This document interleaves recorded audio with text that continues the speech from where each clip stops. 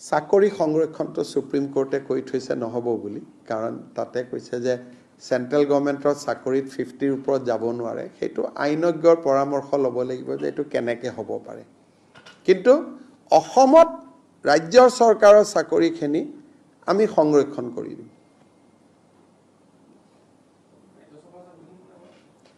আমাৰ যিখিনি অসম গভৰ্নমেন্টৰ আছে তাতে কেইটামান থাকিব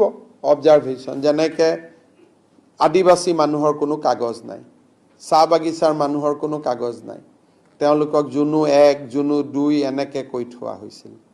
যেতিয়া এনআৰসিৰ কেছ হল তেতিয়াও সুপ্ৰিম কোৰ্টত কোৱা হল যে আদিবাসীখিনি আমি অৰিজিনাল ইনহেবিটেন্স বুলি ধৰিছো চাহ জনগোষ্ঠীক অৰিজিনাল ইনহেবিটেন্স বুলি ধৰিছো তেওঁলোকৰ ক্ষেত্ৰত সংজ্ঞাৰ প্ৰয়োজন নাই এটো এনআৰসিৰ কেছতে সুপ্ৰিম কোৰ্টৰ অৰ্ডাৰ আছে তেনেকে দুই এটা জনগোষ্ঠীৰ ক্ষেত্ৰত আমি অলপমান জনজাতি লোকৰ ক্ষেত্ৰত অনুসূচিত জাতিৰ ক্ষেত্ৰত যাৰ 51 চনৰ কাগজ নাই কিন্তু অথেন্টিক অসমীয়া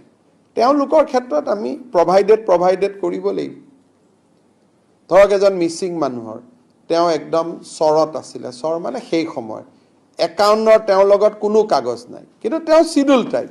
গতিকে তেওঁৰ পৰা কাগজ বিচৰাৰ প্ৰয়োজন নাই তেওঁক আমি ডিম টু বি আসামিজ কৰি থব পাৰো গতিকে এই ক্ষুদ্ৰ কথাবোৰ যাতে ই কোনো বিভেদৰ বীজ নিখিছে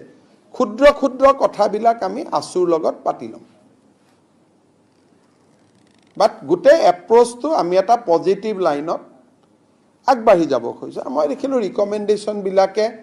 বাকি মানুহকো কোনো অশান্তি নকৰে বহুত খেনিত মই পঢ়িলো যে যদি আপুনি বৰাক উপত্যকাটো বাদ দিয়ে তেতিয়ালে 80% ৰিজাৰ্ভ কৰিলেও কাৰ ক্ষতি হ'ব কাৰো ক্ষতি নহয়